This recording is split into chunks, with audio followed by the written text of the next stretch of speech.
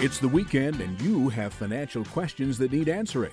That can only mean one thing. It's time for Jill on Money, the show that takes the mystery out of your finances. Here's your host, Jill Schlesinger. Welcome to the program. It's Jill on Money. You know, this is the show that takes the mystery out of your financial life. Also, it is the show that is not boring. It's not like droning on. It's not a massive sales pitch. You know, none of that.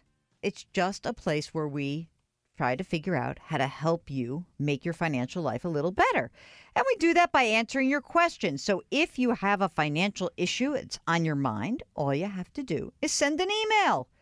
Ask Jill at JillOnMoney.com. Ask Jill at JillOnMoney.com. All you have to do.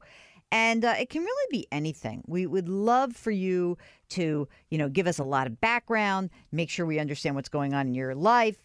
But, it's any financial issue.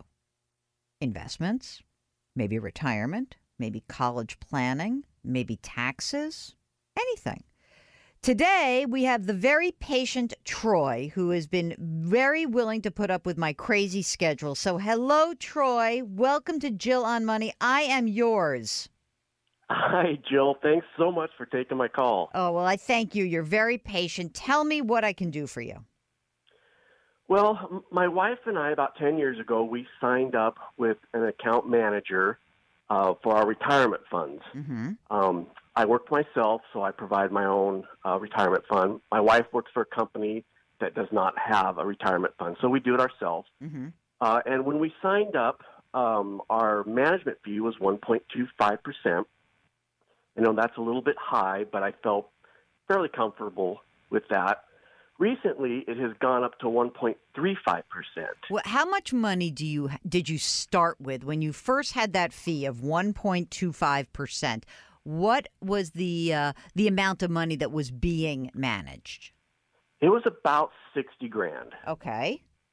And how much is with this person now? It's about 176. Okay. And what is the nature of the relationship? In other words, does this is it a guy or a girl? So I can stop saying the non-specific pronoun. It's two partners. They're actually two brothers. Okay. I've known them for many years. Oh boy. Okay, here we go.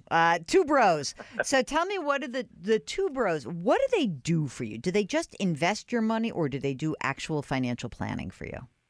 Well, when we started, they did a big financial plan. It took about 3 weeks for them to run all our data through whatever system they have, mm-hmm. and it spit out kind of what they thought we should do, how we should diversify, that sort of thing. Okay. They call us once a quarter and to meet with us, kind of talk about what's going on, mm-hmm.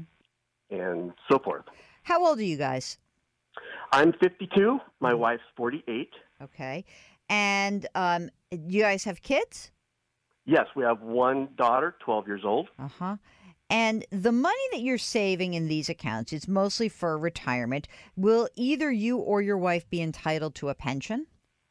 No. Oh, bummer. Note to self, get pension next time. No, just kidding. All right. So now here's my other question. What are the investments that the brothers are recommending for you? Are they mutual funds or stocks, or what? Mutual funds, okay. Maybe index funds, okay. Large cap, small cap, mm-hmm. things like that. Some mm-hmm. international, mm-hmm. some bonds. It's mainly mutual funds. Are you feeling like you want to do this yourself? Do you feel comfortable doing it yourself? I don't. Okay. I don't enjoy this aspect of life, getting old, of life, and so I don't really enjoy it. Mm-hmm. But I feel like I'm a little bit behind the eight ball. I got kind of a late start in life, mm-hmm. so I want to maximize what I'm putting in. And like I had mentioned, my little brother suggested maybe I go to a Vanguard, right? Targeted type of a fund. Okay, and how do you feel about that? Well, after kind of looking at it and reviewing it, it seems like a reasonable option. I don't like to tinker.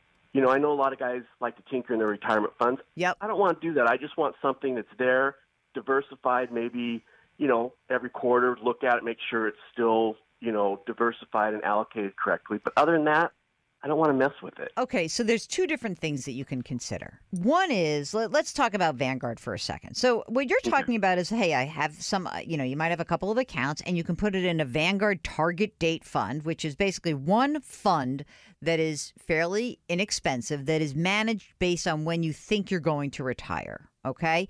And that's a pretty easy way to do it.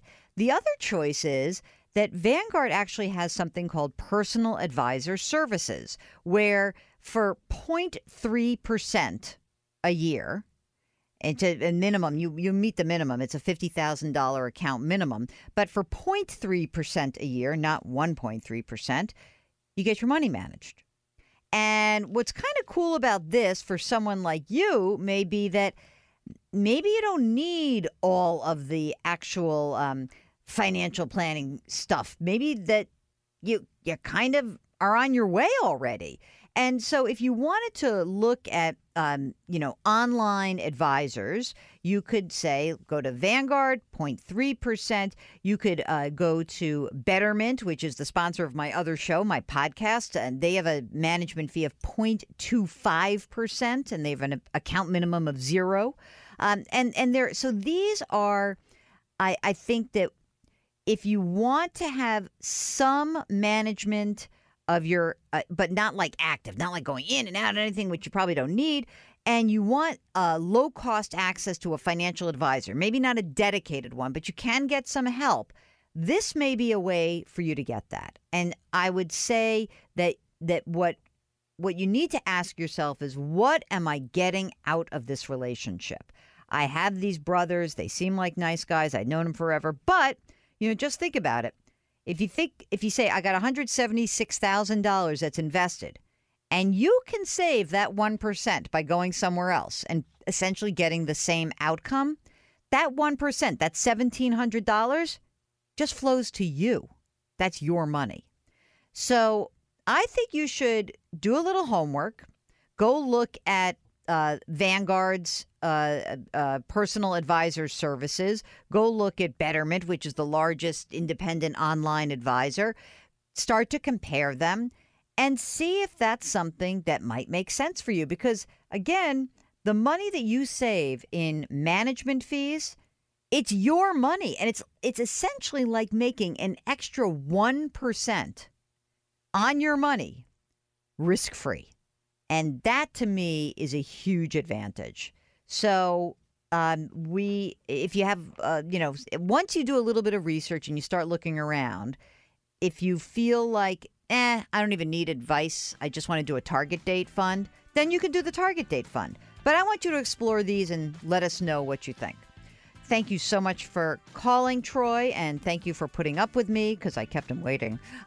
You are listening to Jill on Money. When we return, more of your questions. Hop onto our website, JillOnMoney.com, and sign up for our free weekly newsletter. We'll be right back.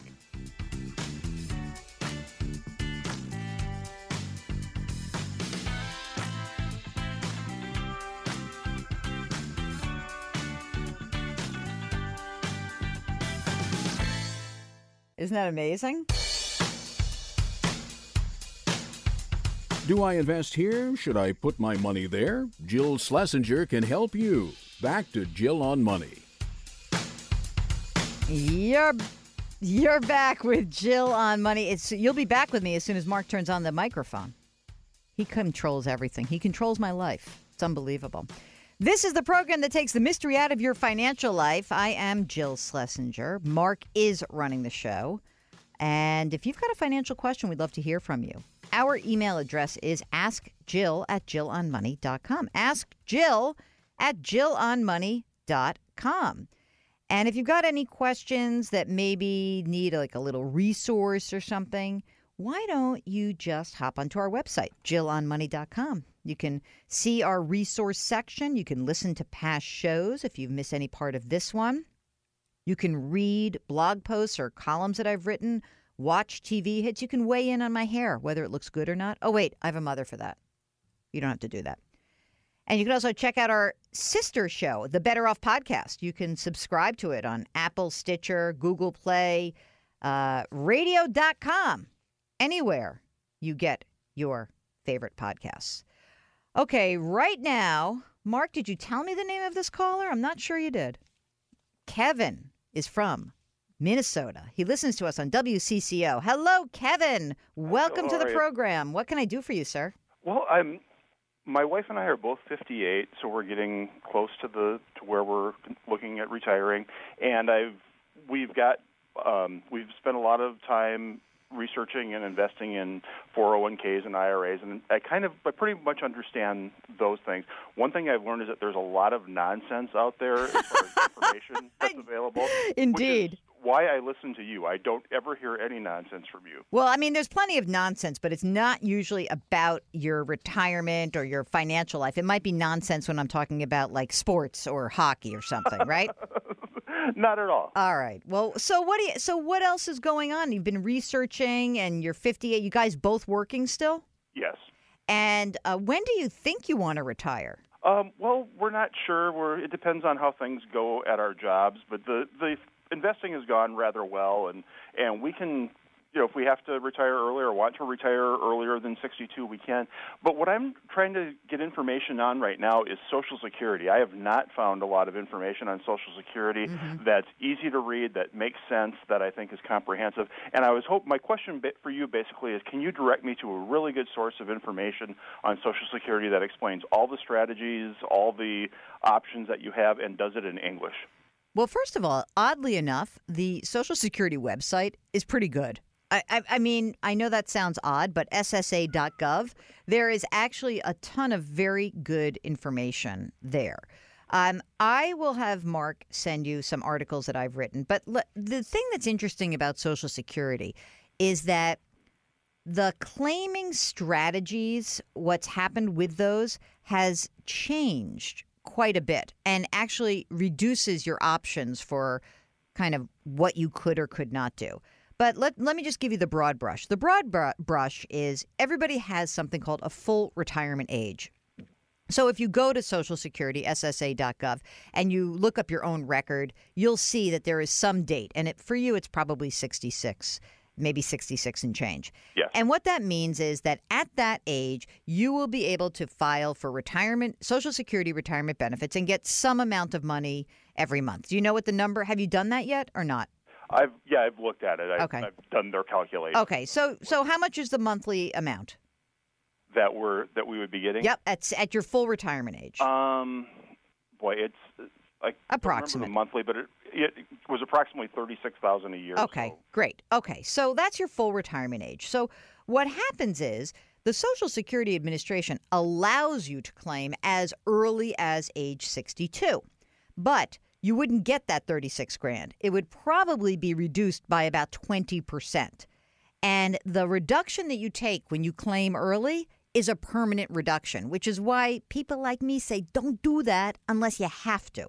I mean, if you were in terrible health, you would do it, right? Because you part of Social Security is making a bet on when you think you're going to die. Right. Right. But for most people, claiming early is a permanent reduction. And if a spouse is counting on your Social Security benefit and going to claim half of your benefit, the spouse's lifetime Social Security would also be reduced by 20%. So in general, we say wait till your full retirement age. Now, on the other end of the spectrum, every year that you delay, or every month you delay, the Social Security system will beef up your benefit. So if you put in, what would it look like for me to claim at age 70? That's the maximum you could get. It's going to be a higher number. But again, that Social Security, that number, it only makes sense to wait and delay your Social Security if you're in good health and you think you have a decent life expectancy. Because if you wait till you're 70 and you drop dead at 76, you should have taken it at your full retirement age. And if you live until you're 100, you should have waited to the last possible minute. We don't know that. But, I mean, you can kind of take a guess based on how healthy you are right now. So in general, that's kind of how Social Security works. Is your wife, would your wife also be claiming Social Security on her own, or would she be claiming half of yours? Probably on her own. Our career paths have gone in such a way that our benefits will be about the same. Okay. Oh, great. Okay. So when you look at your total retirement asset base, how much do you have saved for whenever you call it quits? About $750,000 roughly. And will you guys be entitled to any pensions? Not big ones. We've both worked in state government or in government for a part of our careers, and there's actual pensions there. But right now, there would be for both of us about $4,000 a year. Okay, so good. You get some nice lunches on the on your. That's very nice. How much do you guys need to live on? Do you know? Well, we haven't done a real good, or we can't calculate that because we're also considering.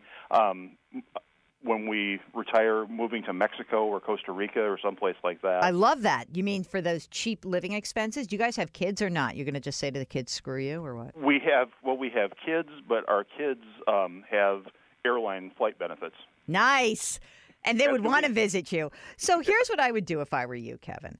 I would look at this and say, in general, we'll send you some information about Social Security. You can play with the calculators, et cetera. But in general, you want to try to look at your retirement and say, how much are we really going to need to live on, right?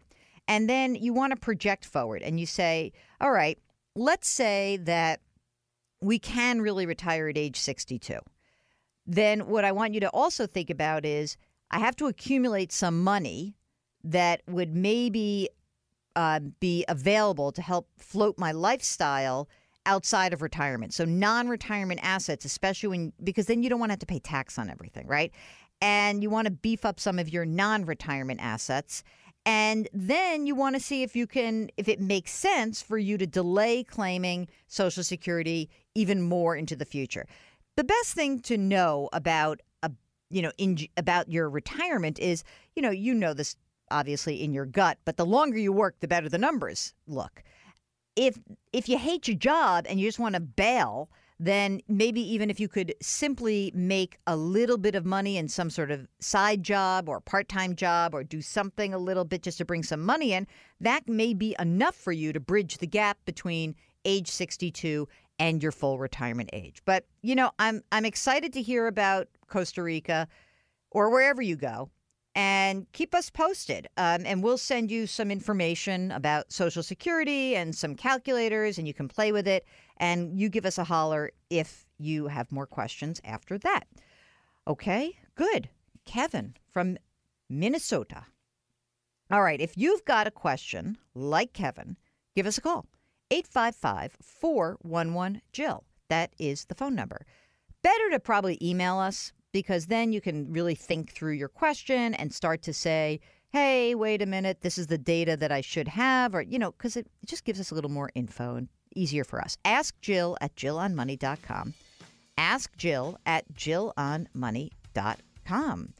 And hop on to our website, JillOnMoney.com. You can, get a free newsletter. Free, I tell you. Just go to JillOnMoney.com. Okay, hang on. We're going to be right back with more of your great questions.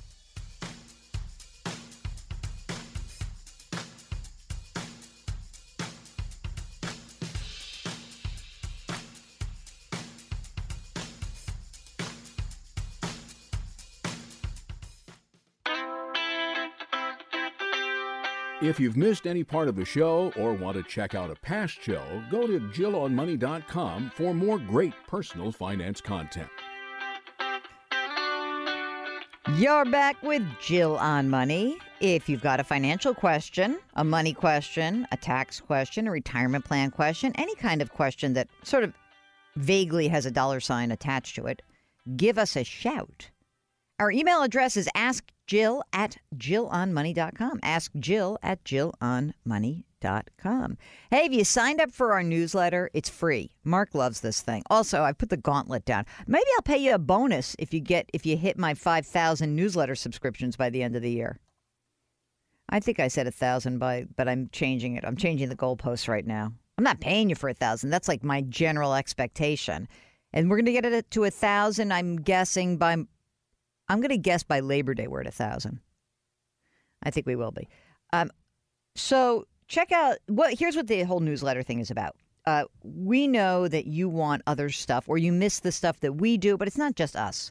What would you say the ratio is to stuff that we put out versus what we're curating on behalf of others?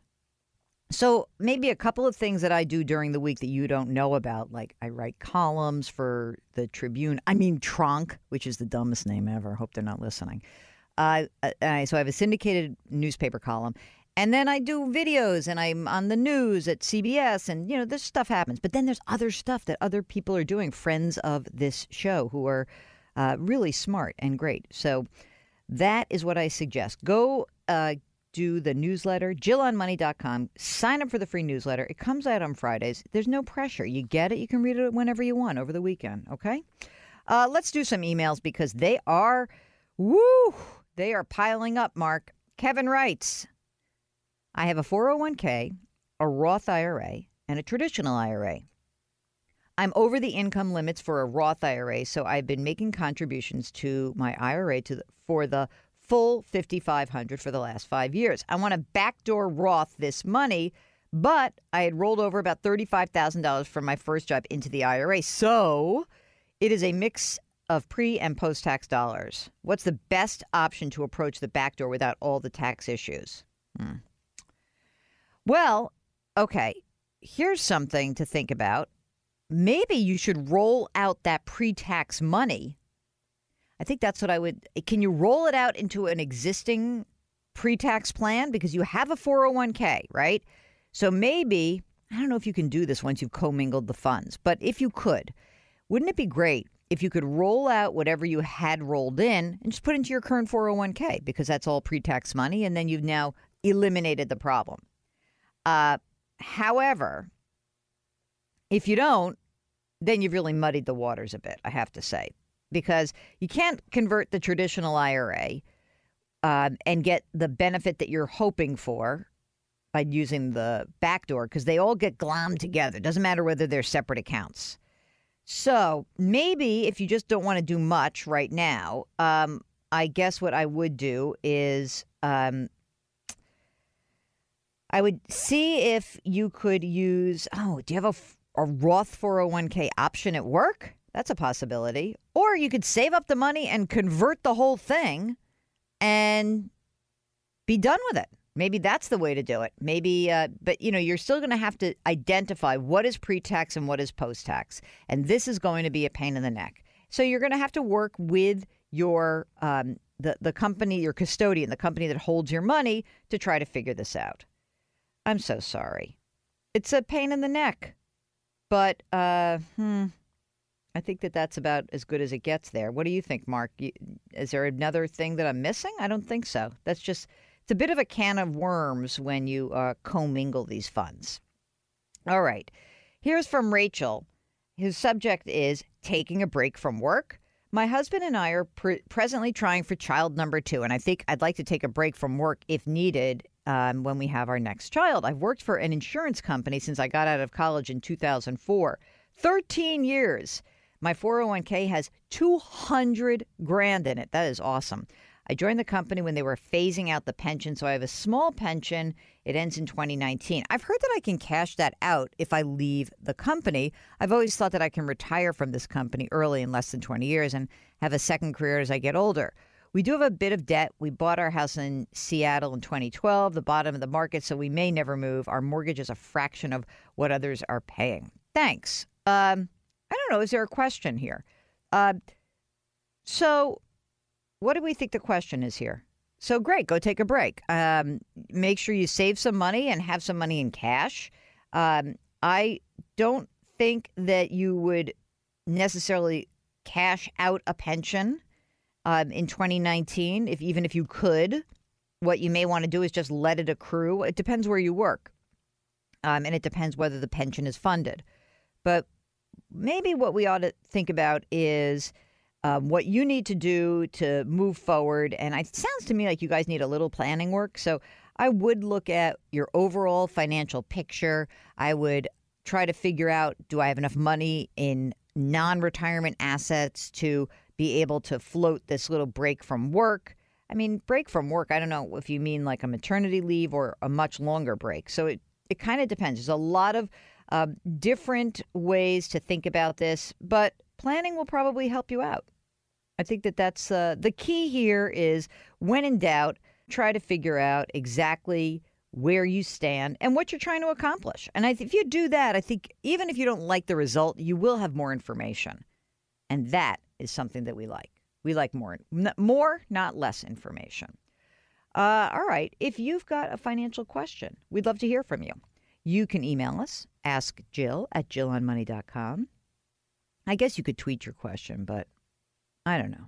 It seems like we don't get enough information from the Twitter. It usually leads to a longer email conversation. So if you want to tweet at us, our handle is @JillOnMoney. You can, of course, do that, and we'll come bug you and see if we can get more information. It's just awfully hard with the limited amount of Twitter space, even though it's now doubled, to get the information that we need. You can always call us, but we're not that into the calling. Someone tweeted recently about when I was going to be on the 404, which is the CNET podcast that is over. But I have been talking to Jeff Bacalar, the host, the previous host of said Mort show, and he's got some good stuff cooking over there at CNET, at my sister company, CBS Interactive. Okay, let me get back to this. So send us an email, askjill@jillonmoney.com. And why don't you subscribe to our podcast Better Off? You can get it at Apple, Stitcher, Google Play, anywhere else you find your favorite podcast. Hey, podcast is just like radio, but you just get to listen to it whenever you want to. All right, we'll be right back.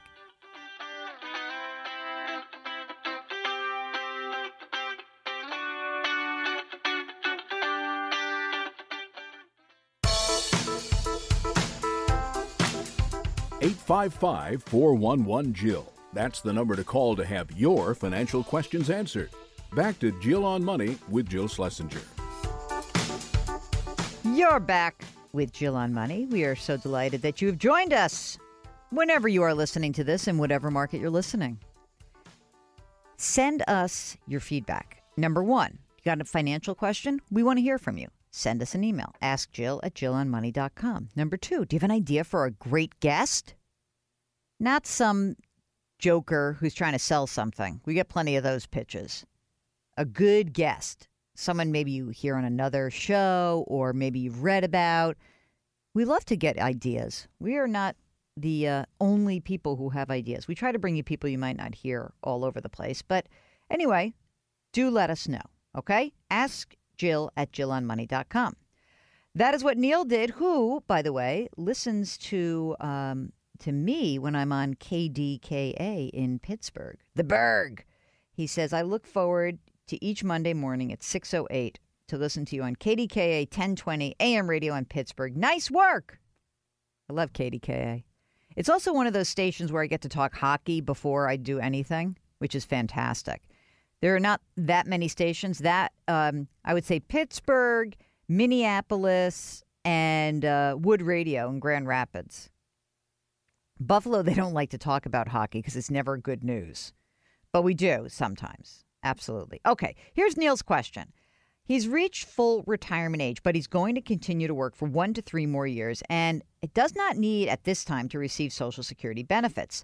Does it make sense to start collecting these benefits now and bank them, i.e. not use them, but not use them as income replacement, but basically maybe he could put money in the stock market or some other stuff. He says, I max out my 403B. I make significant contributions to my 457. What do you think I should do? Thanks so much. I look forward to your response.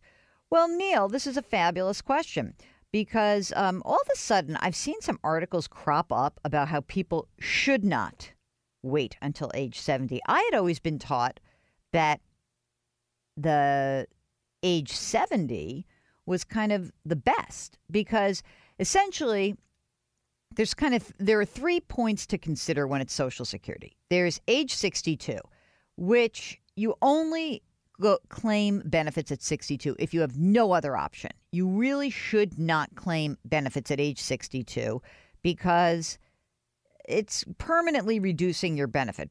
by about 25%.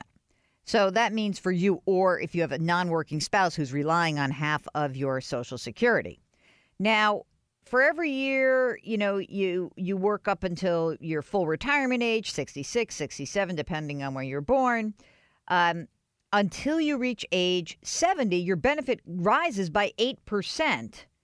And so that always does suggest that absolutely waiting is the best choice. However, there are a number of different factors here. So, certainly if you've got longevity, waiting works. If you've been a very sickly person, then maybe waiting doesn't work. So that's something to consider. There are also people who are very concerned that by waiting, you're rolling the dice with the U.S. federal government. And I think that what's kind of interesting about that is a concept that perhaps you may not have considered, which is some people really believe the Social Security system is going to get hacked away. I just read about this. That guy in Market Watch, the guy named Mark Holbert, he's got a pretty big following. So maybe we should, he did this back in May. He wrote a post about why it may be better to take Social Security at your full retirement age and not at age 70, because his thesis is essentially there's no way that the benefit is going to stay as it is, and therefore you should probably claim sooner rather than later. I don't necessarily agree with that. I don't really see if that's – I don't see how they're going to change it, especially in the case of Neil, that like in the next 2 or 3 years. I just don't see that happening. But there are people who are talking about this. Now, many people who are talking about this are brokers who say, like, just get your money and then we can invest it for you. I don't know. So that's just one of the many things to take into account.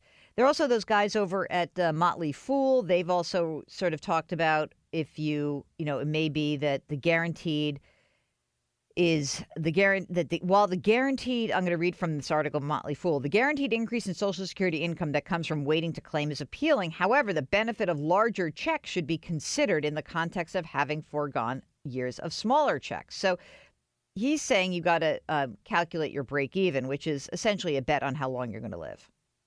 So that's kind of, I don't know.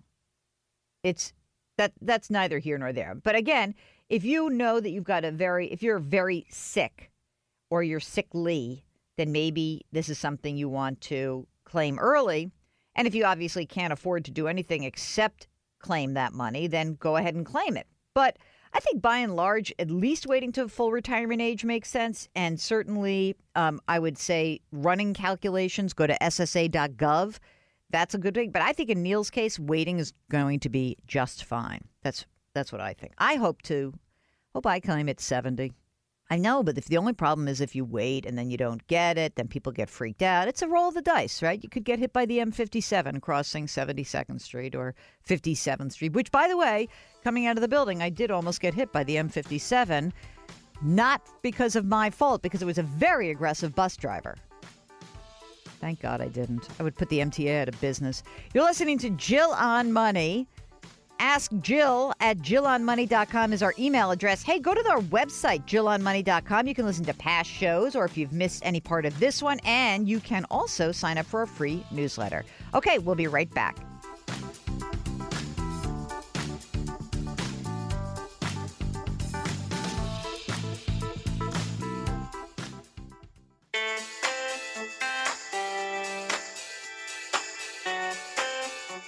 You are back with Jill on Money. If you've got a financial question, we'd love to hear from you.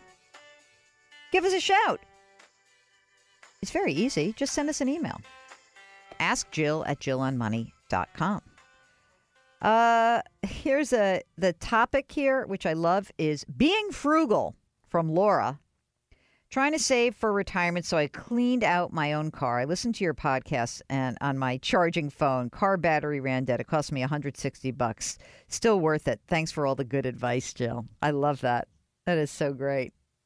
Thank you so much. Good job. All right, next. Thank you, Laura. Rebecca writes, Her subject is cash to invest for a short period of time. Always nervous about that headline. Right, Mark? Yeah.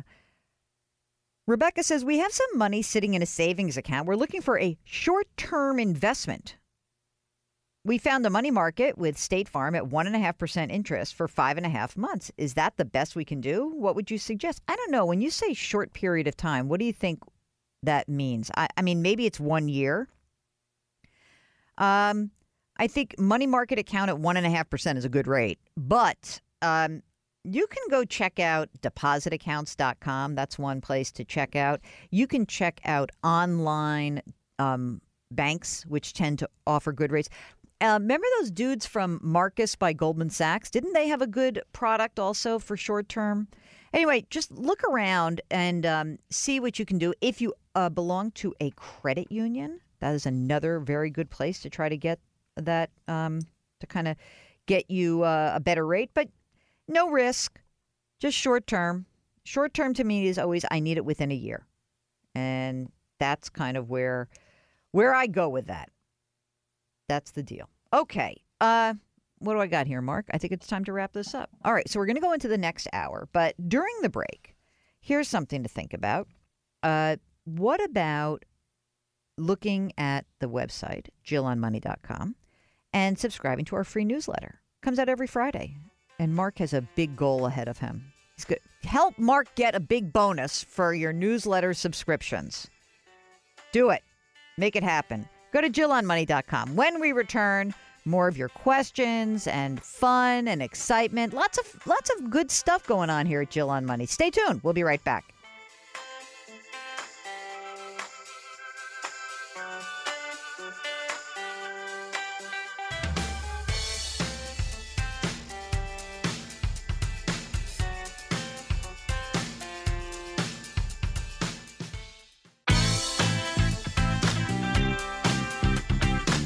It's the weekend, and that can only mean one thing. You're listening to Jill on Money, the show that takes the mystery out of your finances. Here's your host, Jill Schlesinger. Welcome to hour number 2 of the program. We are delighted that you're joining us. It is now officially the first weekend of summer. Of course, I don't know. It's really hard for me to say that and not think, really, the first weekend of summer feels like it was June, earlier June. But it is official. So anyway, happy summer, happy World Cup. Oh, were you looking for the U.S.? They're not in it. I was with my British friend when Tunisia tied the game, and he almost had a heart attack on the spot. All right, that's it for your World Cup roundup. If you've got a financial question, we'd love to hear from you. Our phone number is 855-411-JILL. Our email address really is our preferred way of talking to you. Ask Jill at jillonmoney.com. Hey, Mark, did you happen to see what was going on at the CFPB? They've got a new nominee to head the Consumer Financial Protection Bureau, which is no longer going to be called the Consumer Financial Protection Bureau because they want to change the name of it now, which is so wacky, to the Bureau of Consumer Financial Protection. I might point out that sort of takes consumer out of the header, moves it to the back. All right, for our interview, we really have a great, wonderful return guest, Chester Elton. He has been called the Apostle of Appreciation. He's got a new book that highlights the new science of high performance. So here's our interview with Chester Elton. You got a new book. You've written a bunch of books, and it's called The Best Team Wins, The New Science of High Performance. Why'd you write this book, Chester? Well, really interesting. For Adrian and I, he's my co-author, and we've been writing for almost 20 years now on how you create these great workplaces, high productivity places. And, we started in recognition. We wrote the carrot principle, hence the Apostle of Appreciation. And we found some great indicators went up when people felt valued and appreciated. More carrots, less sticks. Well, we figured out very quickly that if you didn't get the culture right, the recognition didn't matter. So we wrote a book called All In, How the Best Managers Create This Culture of Belief. Sequencing to that, we said, look, the best cultures have people doing not just what they're good at, but what they're passionate about. So we took a lot of data and we wrote a book called What Motivates Me? Put Your Passions to Work. as part of that natural progression, we said, look, in every organization, you have smaller teams, and the teams are charged with delivering on the promise of the culture. Innovation, on-time delivery, customer service, whatever it might be. So we took a really deep dive on teams because that's the microcosm of your organization. And we looked at 850,000 engagement surveys. We looked at 50,000 of our own motivator surveys. And what we found is that everything you knew about teams, you basically need to throw out. What? Hold on a second. So what's the misconception? What is it that people think is going on about teams? Well, when you get down to that team leader level and the micro team is you're looking at the rules. And, organizations over time develop all kinds of rules. And old school is, the rules apply to everybody because that's fair. The new rules is know your people. You've got to manage to the one. You got to manage one-on-one. And the reason you've got to kind of throw out what you've learned in the past is never before has it been more complicated. You've got gig employees. You've got 5 generations. You've got, remote employees. You've got contract employees. If you're in healthcare, you've got volunteers. And it's diversity not just in gender and race, but it's thought, it's tradition, it's languages. And so all these kind of rules that we grew up with on how to form business teams really don't apply that much anymore. That's amazing. So what is it that makes a good team? Well, getting the right people in the right jobs, doing, again, what I said, not just what they're good at, but what they're passionate about. But how do you know that? I mean, sometimes you don't know where your passion lies. Well, that's why we actually put together our own little survey. You'd go online and take it, and it would rank order them for you. And there's lots of those kinds of things out there. You've taken a Myers-Briggs or a Yeah, but that's crap. I have to say that. I mean, those surveys, I took that when I was applying for a job at a big private equity firm, and it comes back and says, you can't do this, you should do this. You can't do this, you should do this. And it was completely wrong as it turned out for my career. That was a bad read on my character. Well, here's why we did what we did. Because in some ways I agree with you, in some ways I don't. One is Mark, get him out of here. I only want people who agree with us. Yeah, harmony is overrated. Yeah, exactly. We actually wrote that in the book. Anyway, Myers-Briggs is supposed to tell you a little bit about who you are, right? Strength finder is kind of what you're good at. We went to the passion part, and again, the thing about teams that you've got to forget is, it used to be you had a work life and then you had your, religious life or your athletic life or whatever. Now with smartphones, you've got one life and it bleeds into everything. So this idea of getting to know what people are really passionate about is we have what we call aspirational conversations. So not the reviews that you do, semi-annually or annually, but you sit down and they take 10 or 15 minutes and you just start with some key questions. Have we kept our promises to you? What do you think we do well around here? What do you think we could do better? I think one of the key questions is, where do you want to be 3 to 5 years from now? And I think these conversations on a regular basis, the really extraordinary team leaders do it. And so I get to know you as a person. I get to know where you're going. I'm checking in with you often because, what you're passionate about changes. Your life changes. You get married. You have children. Your mom or dad pass away or whatever. And so good leaders understand that this managing to the one and having aspirational conversations, that's how you get what people are passionate about. Let's say you've got more than one person who's passionate about the same thing, but there's only one role. What do you do? Yeah, that's something we call job sculpting, actually. And so you bring the team together. And this is another thing that's, breaking down sort of the barriers, the hierarchical.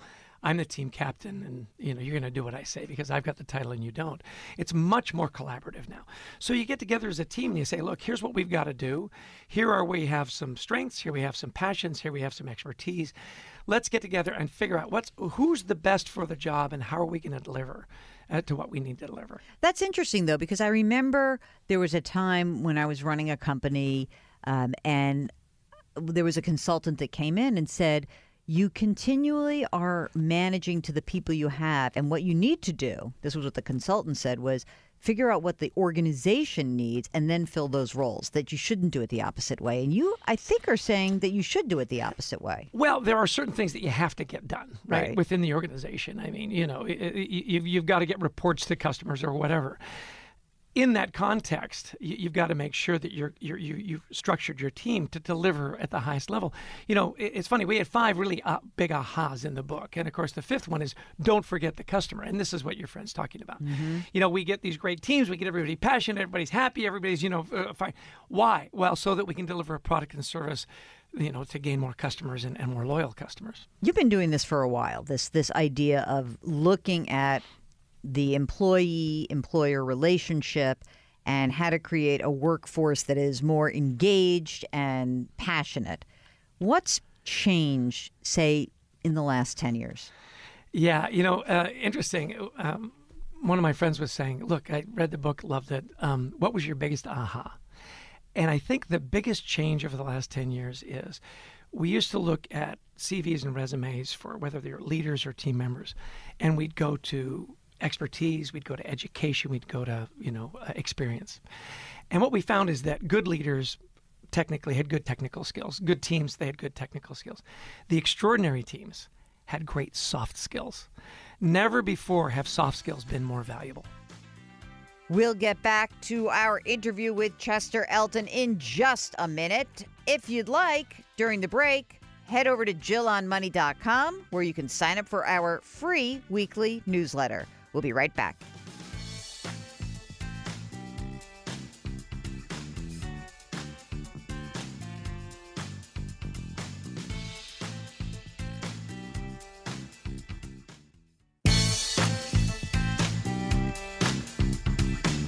Back to Jill on Money, where Jill Schlesinger helps you take the mystery out of your finances. You're back with Jill on Money. It is the end of June. You may want to kick back, do a lot of nothing. Don't do that. It used to be, a million years ago, that everyone would sort of say, nothing happens in financial markets during the summer. And maybe in some years that's true. Of course, I remember back, I think it was 2011, when Standard & Poor's cut the United States debt rating and markets tumbled and the world felt like it was falling apart. And coming back into the fore was the idea that we are an interconnected, volatile world. It could always happen. I'm not saying it will happen. I'm just saying you can't just snap off for the summer. You can take a nice, easy go. I'm going to put up my blog post about my favorite books for the first half of the year so you can do a little summer reading. I promise I won't make it too hard. Mark, you'll have to guess what I've chosen for my summer reading, but you'll wait. You'll have to see. Okay, we are going to go back and talk to our wonderful guest, Chester Elton. He's really an interesting guy because he goes into organizations and he really tries to help the workplace performance improve. And he takes a lot of the data that he's compiled with his partner, Adrian Gostick, and put it into actionable, interesting ways that we can create more high-performing workplaces. And one of the big hurdles for any organization is that we've got a workforce that is working longer into their lives. So you have people who are well into their 60s and their early 70s, and they are working with people who are 50s, 40s, and even 20s. And we've heard so much about this intergenerational conflict. Maybe there is something that we can do better in the way that we look at generation to generation and how we can navigate the gaps that obviously exist. So here's more of our interview with Chester Elton. Can you talk a little bit about generationally how you have seen the differences emerge? Absolutely. Our first big aha was you've got to learn how to manage generations. And not just millennials, but Gen X, baby boomers. There's a few traditionals. And now, depending on your industry, you're even got the Gen Z coming in. And so, yes, generationally very different. I mean, you were different than your parents. I'm different than my parents. I'm not that different than my parents, that's why I say I'm an old fart, because I am officially Gen X, but I act more like a boomer in terms of the way that we've looked at an organization was, and, that's the boss's rule, blah, blah, blah, blah, blah. You do what you're told to do. You have to shovel the crap for a while for the first few years. You don't have a say. All that stuff. But it is different when I hear about employers who are saying, these kids, they want a voice. Like, why should I give them a voice? They don't know anything. It's like almost saying to a resident, like the resident is not going to say to the attending physician, why don't you do it that way? right? It is hierarchical, and they do it for a reason because you don't know anything. Sure. Well, and depending on your industry, it becomes more. I mean, you're right. If you know you're a neurosurgeon and the kid's just out of school, I don't think you're going to. Is that the brain? Yes, that's the brain. Yes, it is rocket science. But what is it that why is engagement so important? Well, you make two good points. First is that we tend to categorize people. Oh, you're a millennial. Oh, you're a Gen X. Oh, and it's never that simple, right? So what we did is we looked at trends, and one of the trends we saw with millennials was that top 3 motivators in the workplace was impact. So they want to make, not just what I do, but, why is it important, right? Secondly was learning. Am I growing and developing? So again, as you're getting, newer workers into the workforce, do they have a career path? Are you checking in with them? Where do you want to be 2 to 3 years from now? Because one of the things that we're seeing is, baby boomers, you had maybe 2 or 3 jobs in a career. Well, millennials, you can have 2 or 3 jobs in a year. And so that became very important. Thirdly, which was really interesting to us, was family. Family was really important. And I as we delved into that, what our best guess is they saw their parents work forever at one place, and then the crash happened, and they didn't get their pensions, and they didn't, you know what I mean? And so their idea of going to one place and investing 25 or 30 years, not interested. Again, we don't have 8 to 5. It's 24/7. So I want to have a work where I've got enough flexibility so I can have work and I can have a life, and the work I have complements my life. Does that make sense? Yeah, but how do you feel as, let's say you're the boss. I met a woman who is blew my mind. She's a wonderful manager, and she said something that really resonated.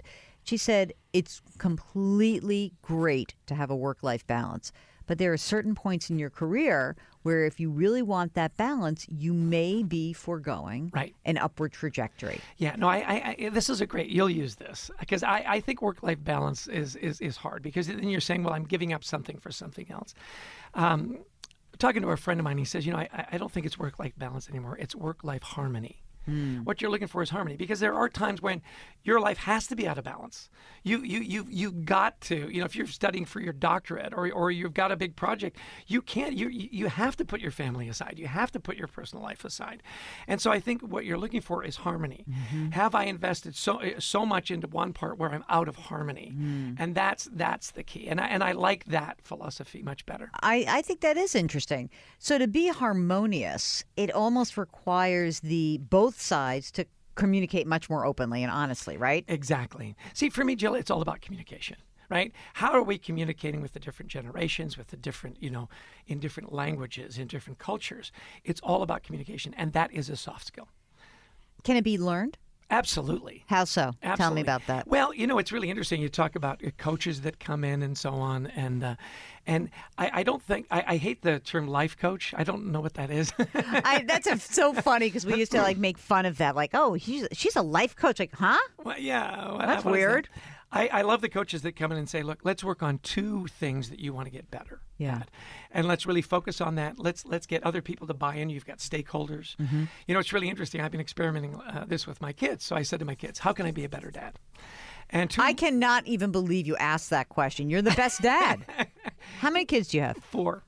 But each kid is viewing your fatherhood through a different lens. Absolutely. I say my 4 kids are 4 points on the compass. They couldn't be more different. Right. Okay. So tell me. Well, so 2 of my boys came back and said, you know what?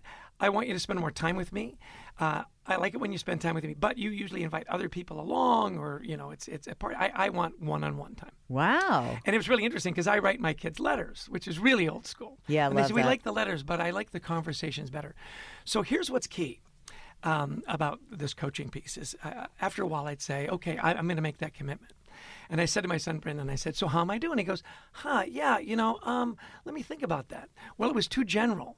So I came back to him and I said, hey, Brendan, I promised I'd spend more time. Have you noticed that when you come into my office, I turn away from my computer and I shut off my phone and we have one-on-one focus time? I love that. Yeah. And he said, you do that. I said, have you noticed that when you were away, I would call you later at night and we would have an uninterrupted conversation for at least 20 minutes? He goes, you know what, Dad, you know what, you are doing better. So that's interesting, because you do a ton of traveling. Yes. Right? And so there are, not just for your personal life, but let's just presume you were a manager and you're doing a ton of traveling. Asking your employees, what is it you need from me when I'm on the road? must be that would be interesting feedback to get, because I think some people feel a little bit lost when the boss is out of the office. And so the different means of communication and what you need, but I think it has to come from the boss, right? Absolutely. Well, see, that's part of those aspirational conversations. A lot of the questions is, what's the best way for me to get a hold of you? Mm-hmm. My kids are basically millennials, and I call them on the phone and they text me back, so I met my son Garrett. I said, hey, Garrett, I'm paying your tuition, your room and board when your dad calls pickup. Yeah. And he does now, right? And yeah. He does. So so it was interesting. It was kind of like, I get that to text you, but when I call, I want to talk to you. Again, soft skills. I think what's tough, Jill, is that these soft skills, these aspirational conversations, it's the soft stuff. But for most managers, it's the hard stuff. So can it be learned? Absolutely. It's a discipline. We will get back to our interview with Chester Elton in just a minute. While we go to the break, maybe you're thinking, what financial question is burning into my mind? I'm going to send Jill and Mark an email. You can do that. Ask Jill at jillonmoney.com or go to our website, jillonmoney.com. You can contact us from there. We'll be right back.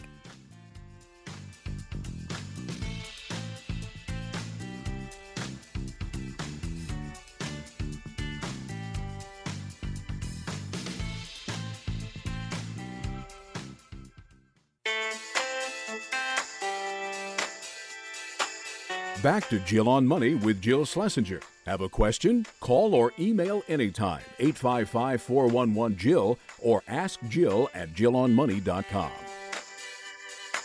You are back with Jill on Money. Hey, Mark, how many Twitter followers do we have these days? Is it growing or did it sort of peter out at some point? Really? Wow, that's pretty good. I try not to look too much. Mark says it's a slow and steady climb, but he doesn't like me to look too much because I get very upset about negative comments, especially after I'm on television. I don't mind if someone tells me something in person that's hard to hear. It's that sort of nasty from afar. I fall prey to getting into a verbal tit for tat with annoying trolls. So I won't do that anymore. That's Mark keeps me away from the Twitter. We're going to get back to our interview with Chester Elton. His new book is called The Best Team Wins. And one of the things that I think is often underestimated in any business, whether it's a retail business, a service business, a big corporation, how about just being nice and doing good things? Here's more of our interview with Chester Elton. I do want to share one story with you. Really good study that we did. And we met this fascinating guy named Chris Hadfield. Not a name that you would know. If you're Canadian, you know exactly who he is. Okay. He's a Canadian astronaut. Okay. And yes, Canada has astronauts. I was just about to ask. I mean, I didn't know if that would be kosher to ask such a question. There's been three. Okay. The most famous is probably Chris Hadfield. In fact, on the back of the Canadian $5 bill, they've got him doing his spacewalk. Total props. Because he replaced hockey players, by the way. If you're going to replace hockey players in Canada, you better be a big deal. Chester, an unabashed hockey fan. Absolutely. Go Devils. Anyway. So here's what was interesting. We studied him, and he was the commander of the International Space Station. So 6 astronauts, actually 3 cosmonauts, 2 American astronauts, and himself. And he said, they trained for over 10 years to get up there. Phenomenal. So he looked at his team, and he said, look, I've got multi-generation, I've got difference in thought, diversity, and language. He literally moved to Russia and learned how to speak fluent Russian because he didn't want a communication background. That's commitment. I mean, these are really smart guys. Oh, my God, that's amazing. Yeah. So he says, look, we go up there, we're 6 months in a confined space, floating in a tin can, literally. Yeah. And he said we exceeded every goal we set. It was one of the most productive missions in NASA's history up in the space station. So he said, why? He said, look, we were technically proficient. Back to, I know what to do and how to do it. We prepared for every disaster because if something goes wrong in the space station, you can't fix it. People die. He said, but that wasn't the key to our success.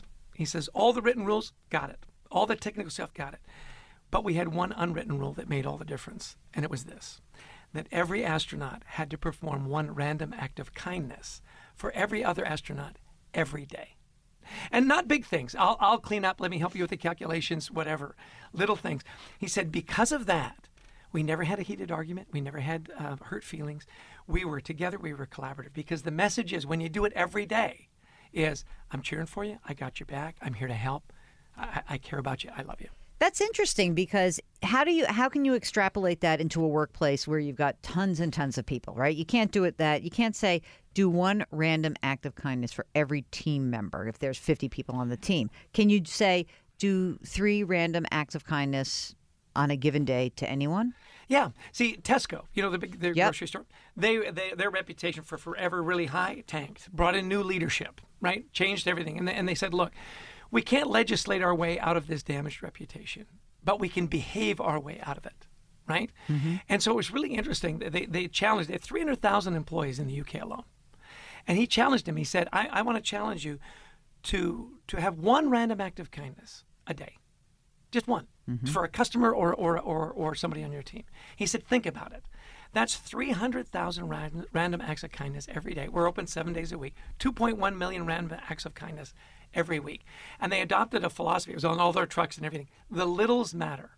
And so they were little things. Instead of just telling somebody where the stuff is, walk them to the aisle. My favorite story is this woman and her daughter are checking out. And the checkout guy notices that they're kind of nervous. And he notices, and this was one of the ones that had a pharmacy, that they had diabetes medication. And he said, and he could tell that that's what they were nervous about. And he said, isn't that interesting? I take that same medication. I'm a diabetic. Don't be nervous. Diabetics are awesome. This is going to work great for you. And then he pulls out a little toy and he gives it to the little girl. Didn't have to do it. One random act of kindness. What do you think the ripple effect was for that customer and that loyalty? See, that's culture. The littles do matter. Maybe you can't do it for everybody every day because your team's big. Right. But you can do one a day. So let me go back to something that you said earlier, and I want to just stay on this for a second. You've got carrots, you've got sticks, right. And there's different things that motivate different people. And I think that you were the person who told me years ago when we first met that paying people more is not actually the motivating factor. Is that correct still? Well, again, know your people. For some people, it is going to be a motivator. For others, it's a satisfier. And interesting, back to the millennials, we determined there were 23 key motivators at work. For most millennials, money is number 23. Get out of here. Now, it's not that it's not important. Right. It's a satisfier. It's not a motivator. 23, though? I mean, you still got to pay. Is that because their parents are still supporting them? They got no rent. They're living in the basement. No, what I'm saying is it's important. And we talked to some millennial experts. There are those people out there. And they said, no, they'll negotiate very hard up front for as much money as they can. However, as soon as I'm in the workplace, I'm looking for more like learning experiences, more experiential stuff, opportunities. Mm-hmm. Yeah, my paycheck. You've seen this happen with your employees. Everybody gets a 3% raise. Right? How long did that yippee last? No, not 2 weeks. Forget about it. 2 weeks. Before we go, I do want to ask you about this idea that of equity in the workplace. What happens when one class of employees gets paid a lot more than the other? And here's what I'm thinking about. You work in lots of different kinds of organizations. Oftentimes, the salespeople make a ton more than the people who are in the middle or back office. And is that fair? I guess the answer is yes and no, depending on what your culture is and depending how that's communicated. Well, how do you feel about that? I grew up in sales. I like that you eat what you kill. And for me, I made more as a salesperson, but I had a lot more at risk. Most of my sales jobs, I was totally commission-based. Mm-hmm. If I didn't sell, I didn't get. Back office, less risk, less money, but stability. So I think, again, it comes back to communication. Do we all get why? I used to always say to my back-end people, they'd say, well, the sales guys make so much more. I go, great, go sell. Well, I can't do that. I go, then you've made your choice. Well, thanks so much to Chester. It's really always a delight to have him in the studio. His book is called The Best Team Wins by Adrian Gostick, his co-author, and Chester Elton. Chester himself, the apostle of appreciation. When we return, we're going to take more of your questions. If you've got one, send us an email. Ask Jill at JillOnMoney.com. We'll be right back.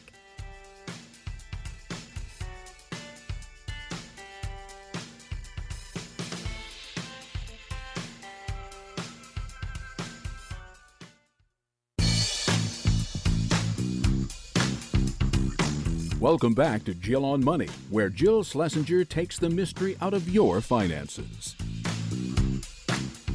You're back with Jill on Money. Got a financial question? We'd love to hear from you. Our email address is askjill@jillonmoney.com. That's the easiest way to get us, which is totally fabs. Okay. If you have a nasty, sticky situation that you're navigating, sometimes you just want to have like an idea, like, are you doing this the right way? That is essentially what we are dealing with this question. And, not that I'm an expert in this by any stretch of the imagination, but I just want to make sure that we get to this question.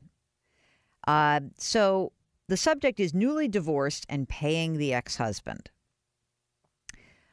Here's my situation. I'm not even saying the name because I think this person wants to remain nameless. After 25 years of marriage and working with the ex as a 10% owner in a business, he is as a former financial planner and educated as an economist.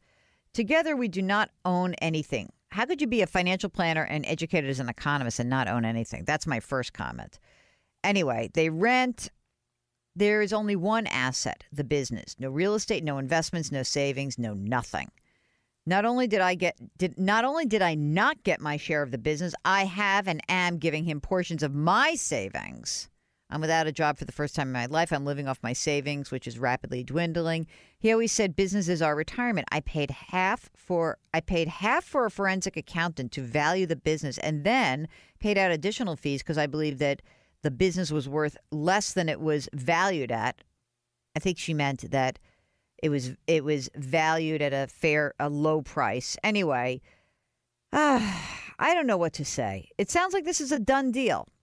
Are you saying that like you wish you could get a different valuation? Are you just writing to vent? I know the venting thing. I get that. Okay. So with all that being said, I think that anyone who's going through a divorce, when you have an asset like a small business, I think that you probably want to make sure that you're getting somebody to value that business who, number one, understands the business, but also that, if you don't like the answer you get, you might get a second valuation, even though it's expensive. But here's the problem with these closely held businesses, especially if you're not managing it. I've seen cases where the person who sort of runs the business kind of buries stuff and it's hard to find it. So in that case, I think it's important for you to really take control and try to make sure that you're not getting hosed. But it sounds like you may have already gotten hosed. So I'm sorry about that. I don't know what to say except that I'm sorry about that. How about that? All right. Here is a question from, do we have a name here? Oh, boy. I don't think so. Okay. So we're just going to say JB. I have an equity loan of $50,000. After 10 years, it's now amortized over the next 20 years with a variable rate of 1% below prime. So currently, the equity loan of $50,000, 3.74%. And it was used for home improvements, so I'm sure the interest can still be tax deductible. First of all, it's a loan that's probably grandfathered in, so that's just something that you should know. On the other hand, I could sell my total stock market index to pay off the loan. What would you advise me to do? Keep the loan or pay off? I would say keep the loan. I've got $1.4 million in my portfolio. 1.1 is taxable. Income, rental income, liabilities. And so here's the deal. The loan is good still. I mean, I don't see why you would need to pay it off until you felt like, or unless you felt like the mortgage, the home equity line rate would jump on you. And it may jump on you a little bit, but for now, I think at this price, you're probably in good shape. I wouldn't be in such a rush to pay it off. So you're going to get that write-off for a little bit longer. I would keep the write-off. And on the other hand, by the way, he says he's got a car loan, $20,000 at 2%. I mean, there's really not a lot here. You could pay all of your debt off, but maybe it's just not the best use of your money. So if you had a slug of cash and you felt like, I want to make this work better, sure, I would do that. But not, keep it right now. Oh, this long question. I don't know what to do about this. Saving it. All right, I'm going to save it. All right. If you have a financial question, we would like to talk to you. And that financial question, it could be, as you heard, an equity loan. It could be a question about a divorce or a business breakup. It could be about, a career decision. Should you take one job, stay in another job? Money issues sort of abound when it comes to career. Are you properly taking advantage of all the benefits you have available to you? Do you need help with that? Do you want to learn a little bit more about how to actually invest money that you have and be more efficient with it? Any of those types of questions, we are here to answer. The phone number is 855-411-JILL. Mark does not want you to call, though. I only put the phone number out there Mark, what if it was a lifeline and we had to get them, Maybe. You know what? Email us, because that's what Mark likes the best, because we get some details and he can make it all work magically as he is wont to do. Our email address is askjill@jillonmoney.com. And, of course, go to the website, jillonmoney.com, because we have lots of fun stuff. You can read, listen, watch, sign up for our free newsletter. It's great every Friday. Okay, Jill on Money. We'll be right back.